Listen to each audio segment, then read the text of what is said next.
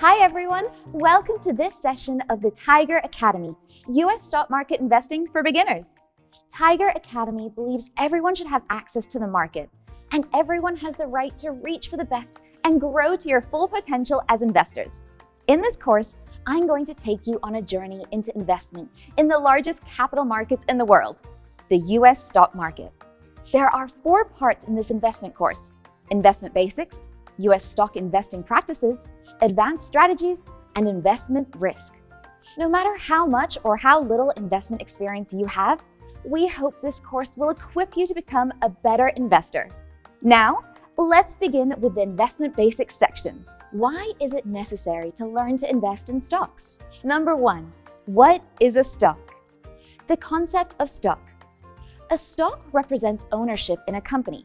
If you own the stock of a company, you are a shareholder of the company. If the price of that stock rises, you'll make a profit.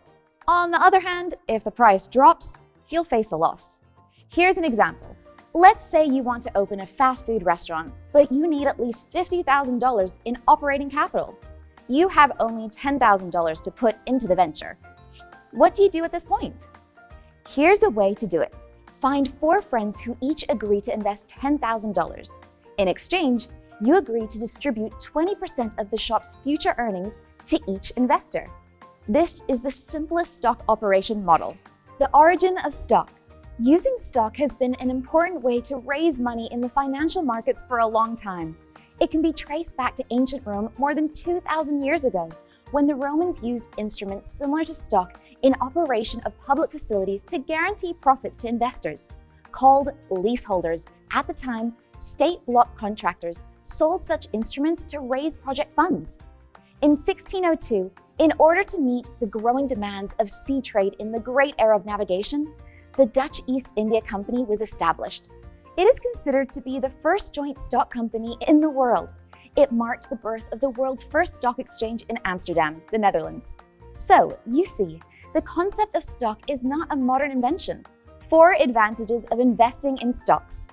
After taking a brief look at the history of stock investing, let's now look at its advantages.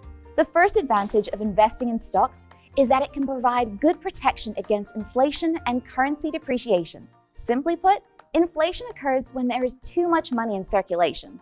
When this happens, a currency loses value. People who have the same amount of money can buy less things with it compared to before, because prices of things keep going up.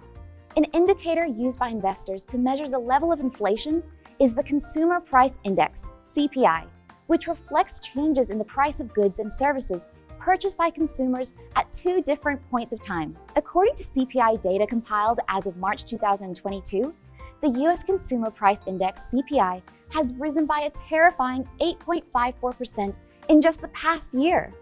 This means that your money has depreciated more than 7% in a year. In other words, at the end of this 1-year period, your purchasing power is probably only $93 left of your original $100.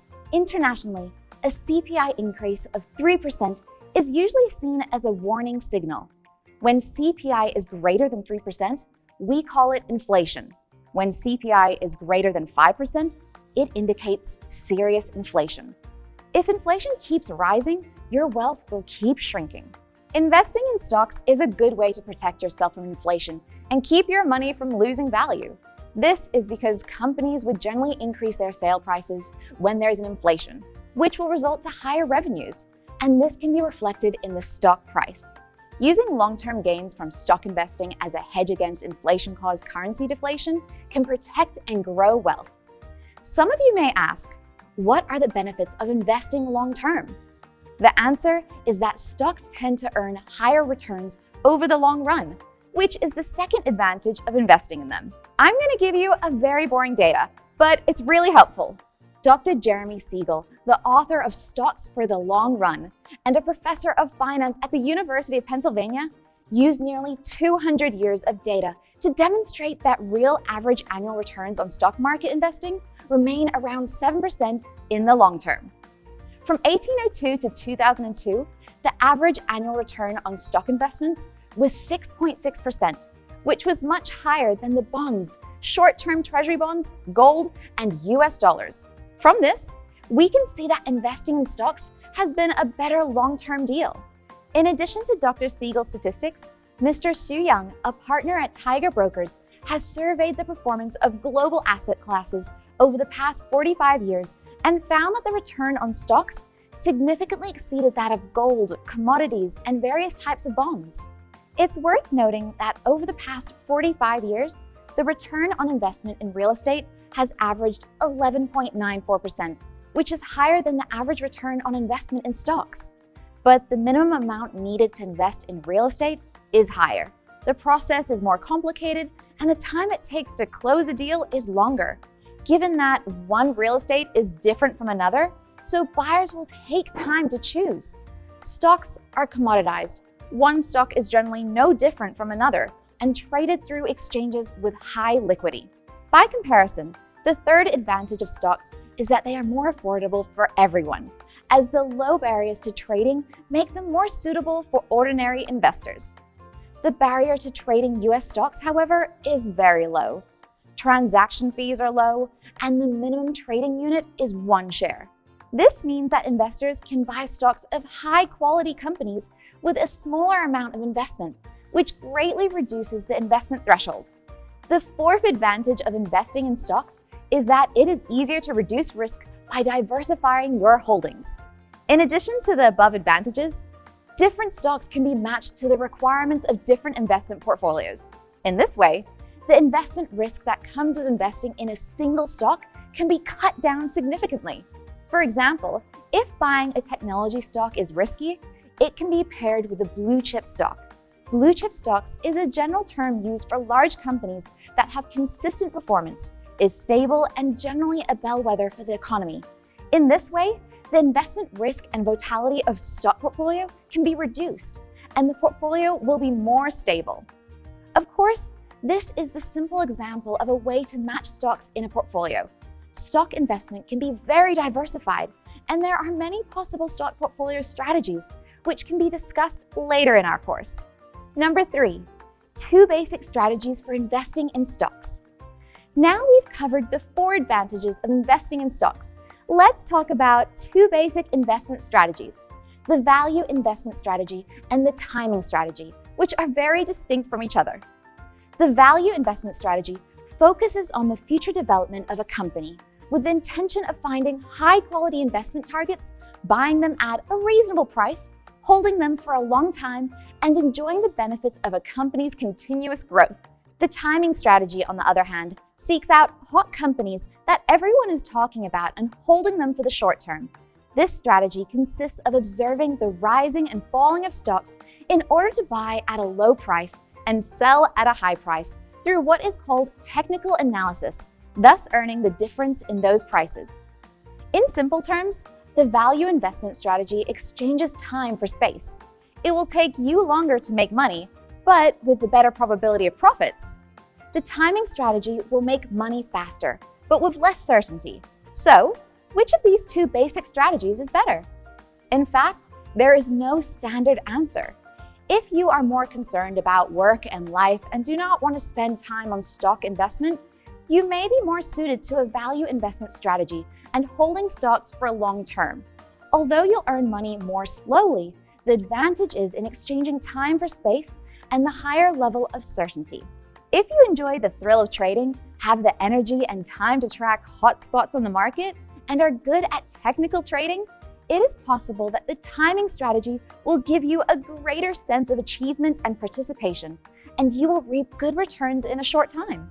The problem is that it depends on luck more, and if the market turns against you, your loss can be greater in the short term. What I'm trying to say is the best investment strategy is finding what's right for you and doing what you can based on your lifestyle and ability.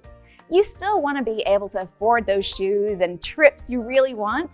If you'll give some thought to this step, I believe you'll soon be able to start investing in stocks. These are the 2 most common basic strategies, and they also correspond to 2 ways of making profits from stocks. Number 4, 2 ways to profit from stocks. Let's start with the first way to profit, making money from market fluctuations. The stock market is like the sea, undulating all the time. Why is that? I guess it's because the stock market started from the sea trade. These fluctuations are reflected in the rising and falling of stock prices.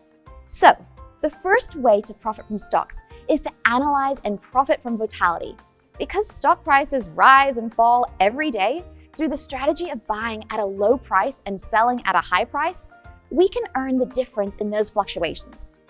The second way to profit is to earn money from the intrinsic value of a company.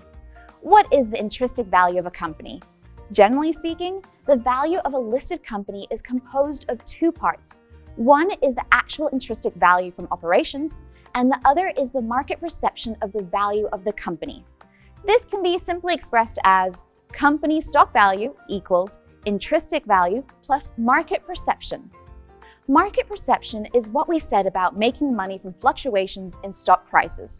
So, what is intrinsic value?